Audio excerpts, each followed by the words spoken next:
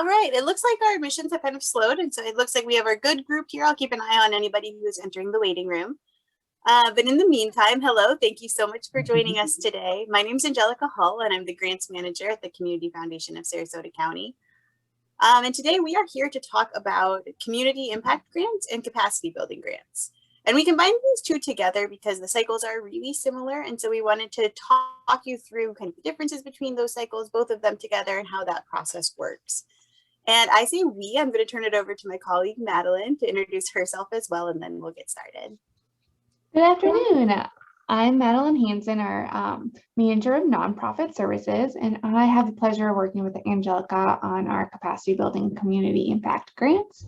So I feel a lot of our questions for that, and I'm really excited for us to dive in a little bit deeper and answer any questions you might have. But we're going to do a little overview of both of those grant opportunities here in just a moment. Perfect. So like Madeline said, we're going to jump in by going through our website and just walking through what's public facing there, kind of the way these cycles work, the way that the grant application works, and then we're going to open the floor for questions. So we're going to get started. Whenever you're ready, Maddie, you can share the screen. And if you have questions along the way, please feel free to hop in. You can send them through the chat. You can raise your hand. You can unmute yourself. Feel free with questions along the way, but just know we'll probably do this for about 10-15 minutes, and then the rest of the session will be open for questions as well if you have anything specific. So getting started, a great way to learn about our grant opportunities is to visit our website. You can go under nonprofits and then grant opportunities, and this lists all of our cycles for this fiscal year. So our fiscal year runs July through June. So you'll notice all of the dates for these grant opportunities fall inside of that window. And so this takes you through kind of the basic eligibility that we have for our grant programs, which are mainly that we require that the organizations be a 501c3 public charity, that you're impacting our service area, which is Sarasota, Manatee, Charlotte, or DeSoto counties, and that you have an approved or current profile in the Giving Partner. Giving Partner is a fabulous resource that we have with over 700 local nonprofit profiles. And so just before you apply for a grant, we'd love for you to pop over there, make sure your profile is up to date, showing a current and not an expired status. And there's a question in the grant application too that directs you on how to do that. So we really just want to make sure that that's up to date so that we can fully assess your grant application. We also added a new section this year on our grant page about frequently asked questions. And this has been, I think, really helpful. Two things to kind of clear up right off the bat is that we don't fund capital campaigns through our grant applications. So there are a couple options under that question as to how to share that information with us. But if you're looking for a capital campaign or a building project, grant applications probably aren't the way to go. And then we also don't fund retroactively. So if a project has already taken place, we don't reimburse for that project. And I know that a lot of these COVID funds that have been coming into our area have been funding retroactively. So we just wanted to clarify that on the front end here. And then we also have a fabulous grant frequently asked questions sheet that has about 20 questions that we get asked pretty frequently. And you can download that or view that right here on the website too for some more details. And then we get into the grant programs. So I mentioned today is for both our community impact grants and capacity building. And we're going to start going through community impact. And I'll talk through these cycles run very similarly. So that's why we're going to cover them together. So the major difference between the community impact grant cycle and the capacity building grant cycle is that the community impact cycle is really focused on community needs, kind of the outward facing side of your organizations. And then the capacity building grant cycle is really focused on organizational needs, looking at your organization from the inside and what you need to better accomplish your mission. So we look at these together because they're all about helping you do the work that you do, but one is facing kind of the community and one is looking internally. So when we say community impact grants are looking kind of externally at those community needs, they're really focused here. You can see there's funding priorities listed on each page as well. The funding priorities for the Community Impact Grant Program are really on helping you plan or launch new programs or projects. So if you have an idea that you want to get off the ground or research you want to do in order to kind of promote that new type of project, this would be a great place to look to get started for that type of funding. And then we also are looking to assist nonprofits to expand your service areas and reach populations that you aren't currently reaching. Now, when we look at funding priorities on any of our grant programs that you can see on our website, the funding priorities are designed because those are areas that we have funding. So it's not necessarily that we have, sat back and made a choice. A lot of these are us strategically looking at where we have funds available and how we might best match those up to nonprofit needs. So when we say that we're looking for new programs or projects, the reason for that is that we have a lot of funds on the back end that are tied to the programmatic elements of what you do. So they're tied, for programs for these people or projects. They're not necessarily like the funds that are tied to this grant program can't necessarily be used in an unrestricted way. They're there to support programming. So that's a big piece as to where that side of the funding priority came from. And then when we say we want to help you expand your service area or reach new populations, that's because we have some funds internally, once again, that are population based. So they mention maybe one or two specific populations, and these funds are supposed to support services for those populations. So for us, when we mention here that we want to help you reach populations, we want to learn who you're reaching so that we can potentially match you up with those funds. So that's the idea behind the funding priority section. When we get into eligibility, you'll see this on every grant page that we have. It just repeats that overarching eligibility that we had on the official grant page when you first came on.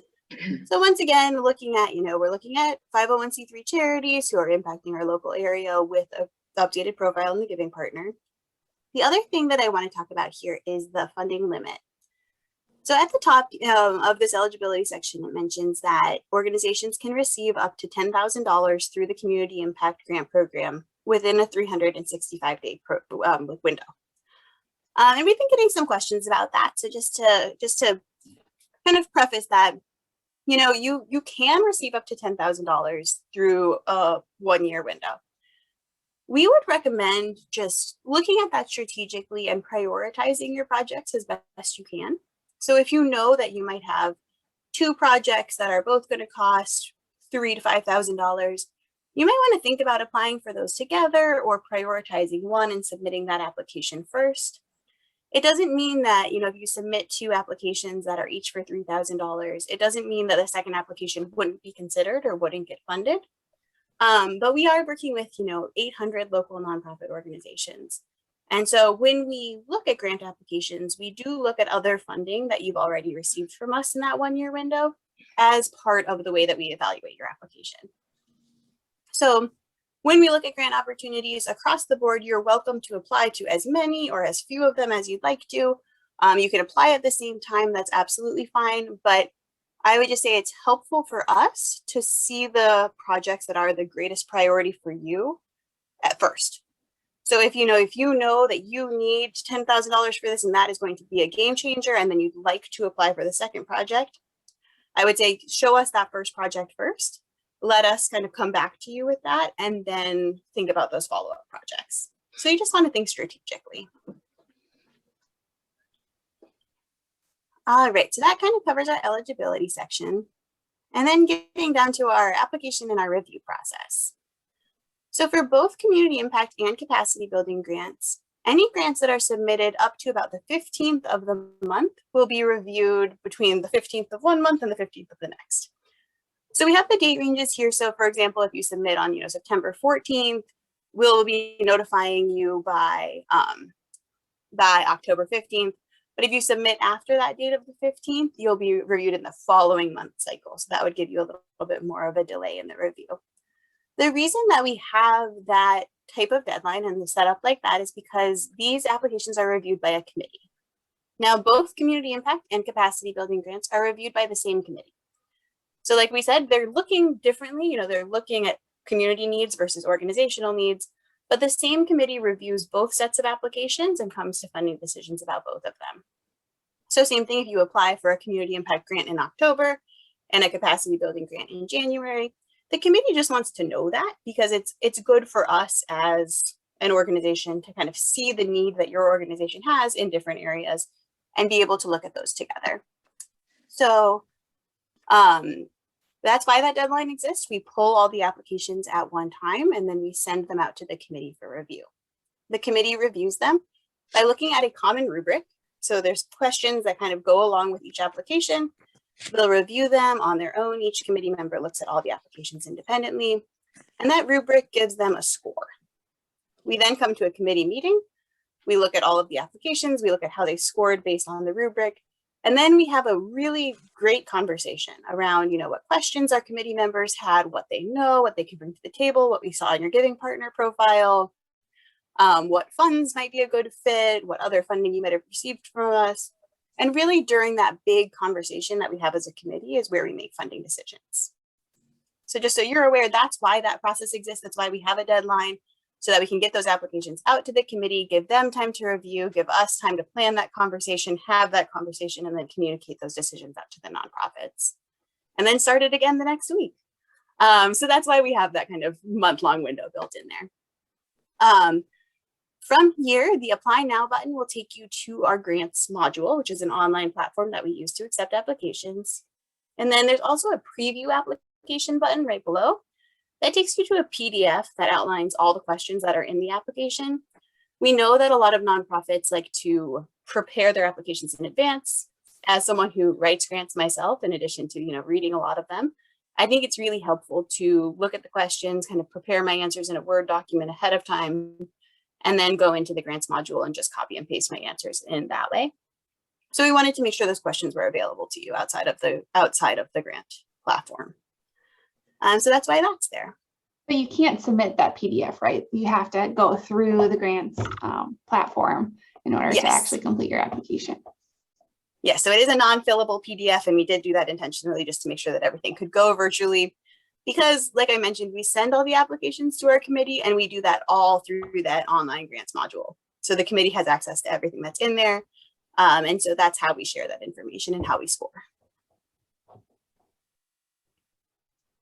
All right, so I think that takes us to a good place with community impact. And I think we can hop over to capacity building, and we'll just cover kind of the main differences on that page because we've talked through the basic process here, and that looks pretty similar. So when we look at capacity building grants, like I said, these are focused internally on the needs that your organization has to improve its ability to fulfill its mission. So we're looking for ways that we can help you do your work more efficiently or better. We have our funding priorities outlined here. These ones are kind of beautifully done, and Maddie, step in here if I say anything wrong or if you have a better description, but these funding priorities were designed from actually a good amount of research as to some of the most effective ways to help nonprofits, better achieve their missions. So things that we can support that, have been proven through research to really help boost what nonprofits are able to do. So those include fundraising, not capital campaigns, but things that can help you better relate to your donors or better track your donors, or talking to a fundraising consultant. We have a leadership category that can really work in professional development or board development. Communications, we've seen a lot of applications for website redevelopment, especially in the times of COVID. So that kind of tech type of communications, as well as internal or external communications. Evaluation for impact measurement or program tracking. And then finally, emergency organizational needs. Now, we categorize emergency needs as something that is an unexpected expense that you couldn't prepare for. So, we don't see an emergency need necessarily as something that, has been aging for a long time and you've known it's going to come time to kind of address this issue. We see it more as, maybe your roof blew off in a hurricane. And your roof will be covered through insurance, so we don't need to worry about the roof per se, but you might need a tent in the meantime, or you might need a refrigerator in the meantime. Addressing those things that you really couldn't foresee that are going to help you continue to do your jobs until the other funding can kick in or until insurance can come in. We've helped a couple of nonprofits recently who had things like break-ins and needed security systems, those things that really you didn't see happening, but you need that added support and you need it quickly.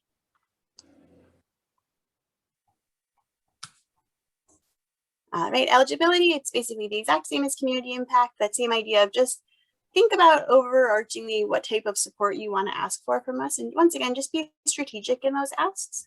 But same general idea, you can apply for up to $10,000 or you can receive up to $10,000 within a year.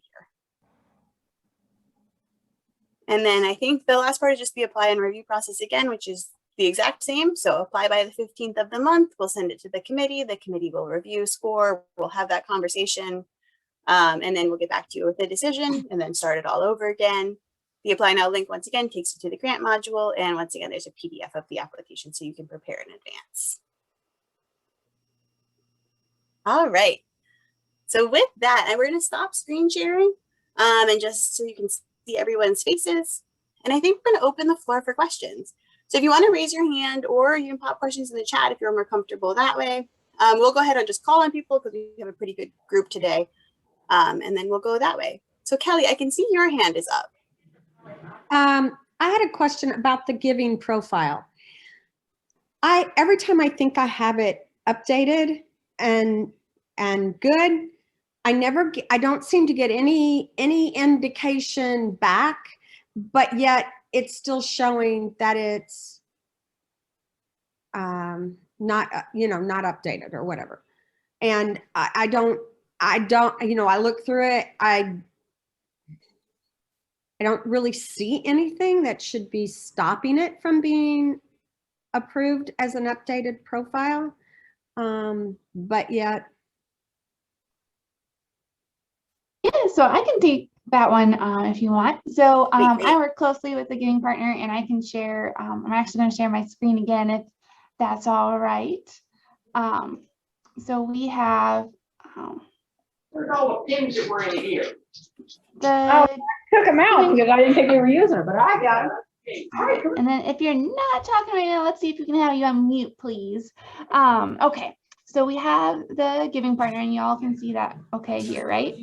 And then if we go over to menu and go to for nonprofits, this is going to take you to our nonprofit toolkit. And you can also find this nonprofit toolkit at the bottom of every single profile page in the giving partner. It's like a little orange icon that has, I think, like a pencil on it. And so if we go to update and maintain, there's this checklist.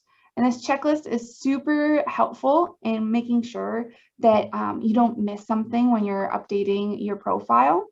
Maddie, did that open in a new window? I'm still seeing the giving partner home. Yeah, I'm still seeing something. I'm not seeing what you're talking about. Oh, okay, so it must have opened in a new window. So apologies. I will switch to this one. Okay, so there we go. So can you see the nonprofit toolkit? Yes. Okay, so here's the nonprofit toolkit, and then we'll click on update and maintain, step 5, and this is that checklist. The checklist opens up as a PDF, so you can print it if you want to, if that's helpful to check the boxes as you go through it. And it's actually been reduced for my friends who have been looking at it, and it's some really long pages. It's been minimized because we now have some instruction field capabilities in the giving partner. But if you go through this, it should help you determine what key updates need to be made.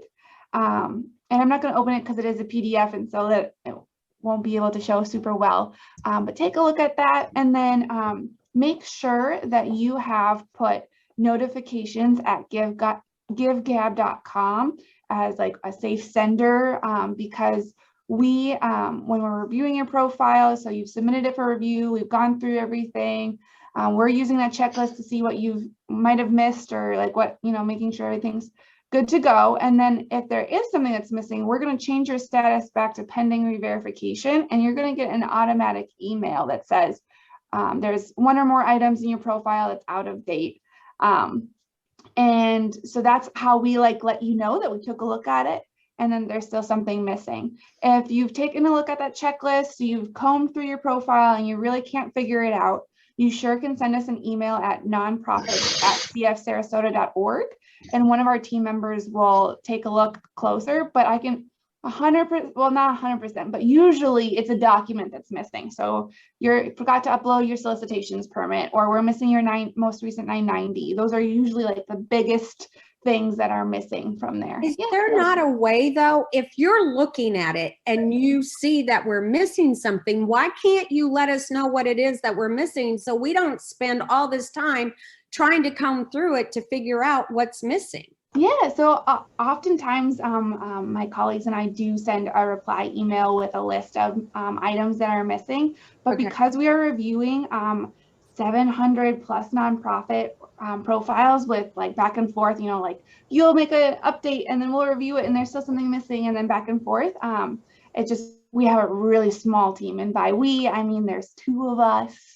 So that we're doing the best that we can. And so we're looking at that same checklist that you have access to. So I know it's kind of frustrating. It would be nice to have a clear picture. It would be super great if, you know, the field was red or something. Wouldn't that be lovely? Unfortunately, we don't have that capability yet. We're asking for it. And we're trying to find, even like constantly improving the systems to find better ways to do it. But that is what we're working with right now. So thank you so much for your patience with it. And Kelly, like Madeline said, if you do hit that point of frustration, please reach out to us over email. We'll connect you directly with one of our team members and we'll help figure out what it is that's missing. All right. Yeah. We don't want you to hit that point of being really frustrated. So please, yeah, just reach out to us directly and we'll be able to help. And I just put that email in the chat there. So if you're looking for a specific, you're like, you know, I submitted my profile and you guys sent it back as pending re-verification that it's missing something. Well, can you put that back up again? I put it in the chat, the email. Oh, okay. Yeah. I can't find chat on here. Chat. Where's chat? It should be on the bottom of your Zoom screen, and it's going to be like a little. There we go. Okay. Yeah. And so, you know, GiveGab is great. You can message them for technical problems. So say you're having trouble uploading something or it's not saving right, message them. But if you have a question like, gosh, I don't know what I'm missing still, like I keep on going back and forth and I'm still missing something, or when you say program outcomes, do you mean this? Those are questions for us. Okay. All right. So I will give you my time. All right, Anita, I think I can see that you have your hand up, and I see questions coming through the chat too, just so you know, we'll get there momentarily. I'm just going to do some hands up first, and then we'll get to the chat questions. Okay. Can you hear me? Yes. Okay. So if we go after the equity grant for a component or particular population that we want to support through case management, whatever, can we build on that with a different component or a different program through our capacity thing later? So I would say it's not out of the realm of possibility. I would say the one thing that we would maybe want to see is if the 2 types of funding, so let's say you do get an equity and access grant and a capacity building grant that are both going towards a similar program, we would probably want to do some type of midpoint check-in to make sure that, you know, whatever had started already with the initial funding was moving along in the direction that it was trying to go, and then this was supplementing that project. Okay. So I would say in that situation, if 2 types of funding would be going to the same program, it would probably be best to reach out to me directly and like, let's have a personal conversation about that. Okay. Just because if we see, you know, like if we see when we're looking at all the funding that you've received, if we see a grant that already went out with a similar purpose, we would want to make sure that we were stewarding those funds responsibly. So for the equity grant, we would be targeting like single mothers, kinship caregivers, and multi-generational families.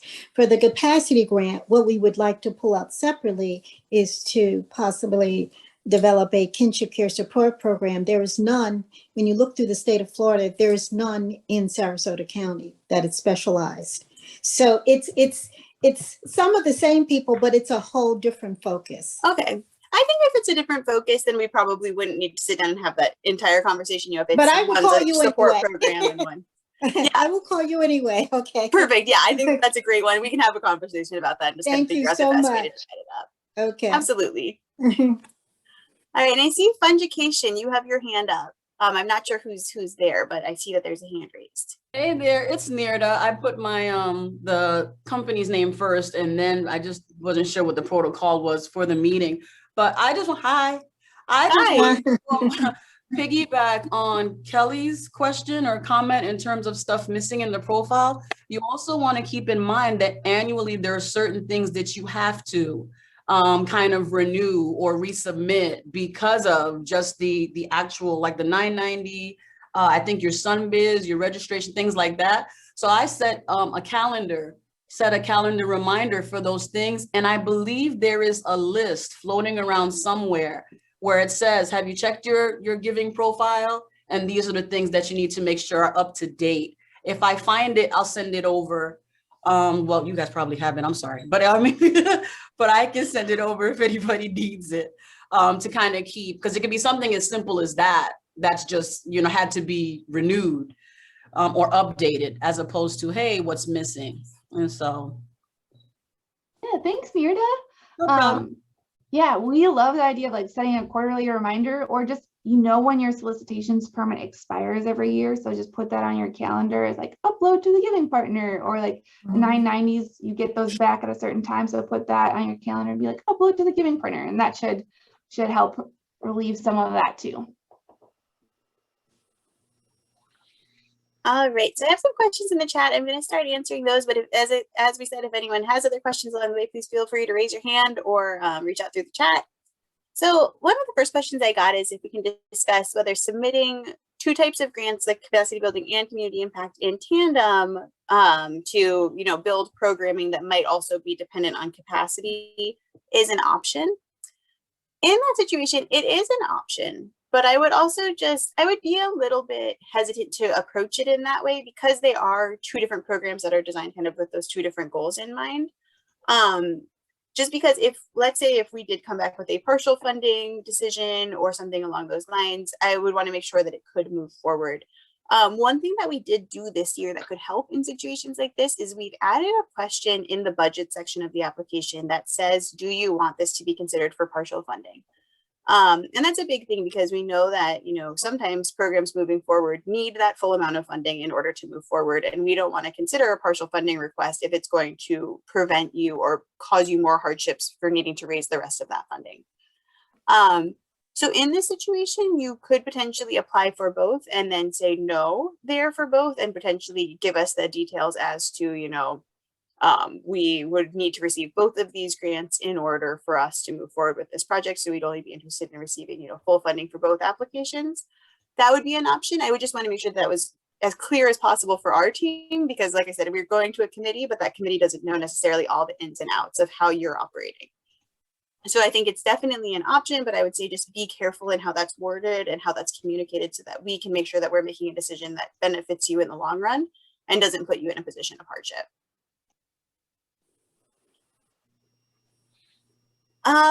Next question we have is that if there's an existing program that an organization wants to expand, would that qualify for a community impact grant? I think so. What we'd want to do is just kind of see how what you mean by that expansion. Is it, you know, hitting more people? Is it hitting a new population? Are you expanding into a new area? What are the details behind that expansion? And that would help us make a more informed choice. You know, if it is reaching out to a new area that you haven't previously serviced, fabulous. If it's a program that, you know, you've seen that, you know, you're at 100% capacity for the program, but there's still 100 people on your waiting list, I think that that's a good option for us. We would just want to know why it's expanding and who it's expanding to serve. Even if that's your same population, but you just didn't have the capacity to do so before. All right, other questions. Can you give more specific examples of the types of things that have been funded through the capacity building grant program? Absolutely. So this past year was our first year that we opened up the capacity building grant program as a rolling cycle. So as something that we're looking at monthly. Before, it was tied more to specific opportunities a couple times a year. But we really wanted to open the program up because we wanted to be able to meet you all where you're at, you know, and like maybe you needed a website in January, we were offering an opportunity in May. We wanted to make sure that we were being open to your needs as they come up. So this last year is really the only data we have so far, because it's a new kind of way that we organized this cycle. But some of the big things that we funded through capacity building this year, and Maddie, once again, chime in if I'm forgetting anything. But we did fund a lot of kind of website redesigns, especially in order to host new virtual platforms in light of COVID. That was a big request that we got. We also got a lot of requests for consultants to come in and work in different areas. So things like communications consultants or fundraising consultants. leadership plan. consultants, leadership training, a lot of things like that, where you wanted to bring somebody in from the outside to work with your staff on a specific project or initiative? I think we had a DEI consultant that came in, and then there's also some really great stories of impact on our website where it highlights some of the capacity building grants. So there was a trauma intelligence training that was supported, and all sorts of great stuff. Yeah. And you can see those actually if you, tools. And if you go to the capacity building grant program page, and you scroll down towards the bottom, there's a whole section of stories of impact, and those are based on press releases from other organizations who have received a capacity building grant. And once again, that's on every grant page. So if you ever want an example of things that have been funded through our different grant programs, there's that section on each page. But yeah, so a lot of consultants, a lot of trainings, a lot of websites, and then we did see some emergency organizational needs too, especially in times of COVID, where things were kind of rapidly changing, rapidly adjusting. We definitely saw some emergency needs come in that way too. Yeah. And my favorites are always those donor databases and those like grant. We had yeah, like I think it was like Green Light or something like that. Some like constant contact things too, or I guess email marketing. Absolutely. And then, Kelly, I'm right. working on sending that to you right now, so don't.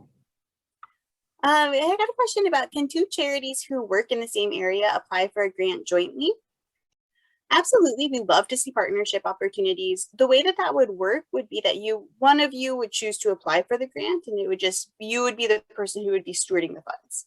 So whoever wanted to be in charge of, holding the funds, distributing them as needed, that would be the person who would apply to us. And then the partnership details would be put into the program details or in your grant application. So we'd learn more about how you were working with the other organization that way. Either of you can write that grant, offline. You guys can combine efforts, do that together, but then the group that submits it is the one that the grant would go to. So we would just want to make sure that that is the group that was committing that fiscal responsibility. All right, so I see an example here of someone who had a pilot program last year, but weren't able to continue due to a short-term funding source. They'd like to reinitiate it and make it more sustainable. Would that qualify for an impact grant?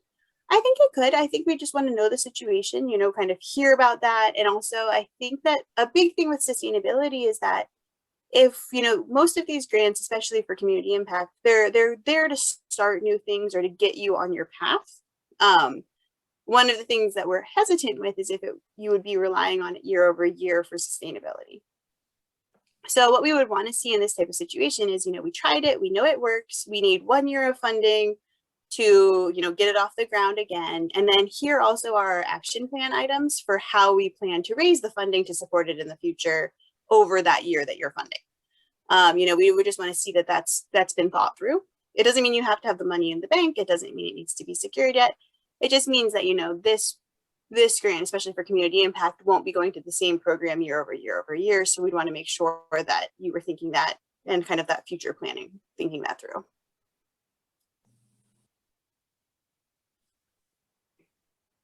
And I think that that's all the questions I have in the chat so far. Does anybody else have questions? Anything else that you want to address while we're on this call together?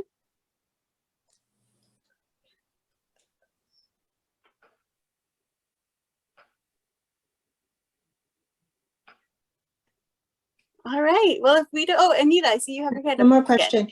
Yeah. If we would collaborate, for instance, if we would collaborate with a national organization on a particular issue, do we need an MOU, or are MOUs part of this, like equity grant or any of these grants, or the community or capacity grants? They're not required. I think they're great to have, especially if you're working with another organization so that you understand how you are working together.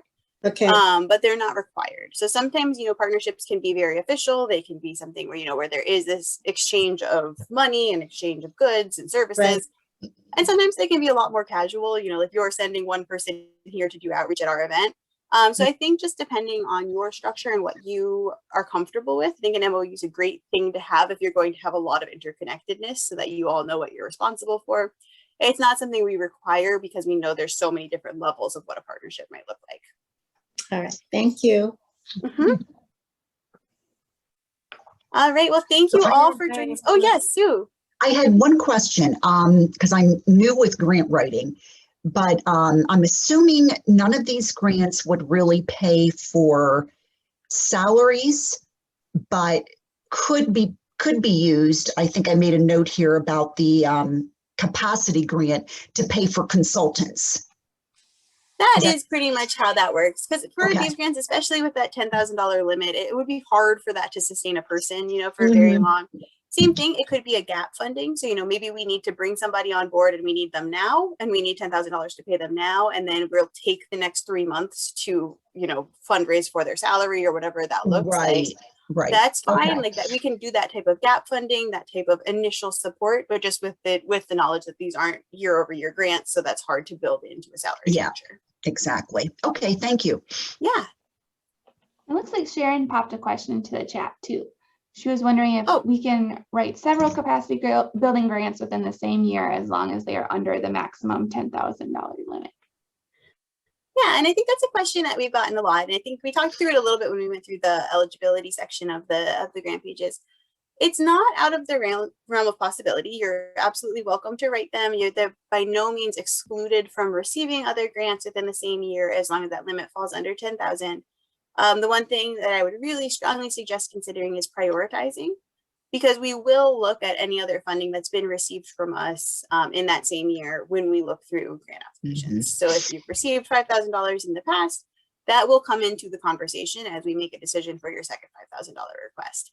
It doesn't mean that it's going to be eliminated. It doesn't mean that you don't qualify. It just means that that's part of the conversation and it's something that we look at. So if you have a pressing $5,000 need and then a more optional $5,000 need, I would definitely suggest putting the pressing need before us first, and then coming back with something that's a little bit more negotiable. And that applies across all of our grant programs. So, if you've received a grant in equity and access, and then you apply to capacity building, and then you apply to community impact, we'll look at where you've received funding as we make those decisions. And like I said, it doesn't eliminate you by any means. It's not necessarily a disadvantage. It's just something that we want to make sure we're keeping in mind because we do serve 800 nonprofits locally. And so with that in mind, we want to be fair stewards of our funds as well. Yes, Sue. Angelica, is the year a regular calendar year? So we're looking at, when we look at where we've received grants, we're looking in the last 365 days. So if you got a grant last October, we would think about applying, again. Okay, gotcha. All right. Because originally we were thinking of it on our fiscal year, but that's very unfair because we don't expect you to know our fiscal year. So we're looking at it based on a history of when we last granted. Okay.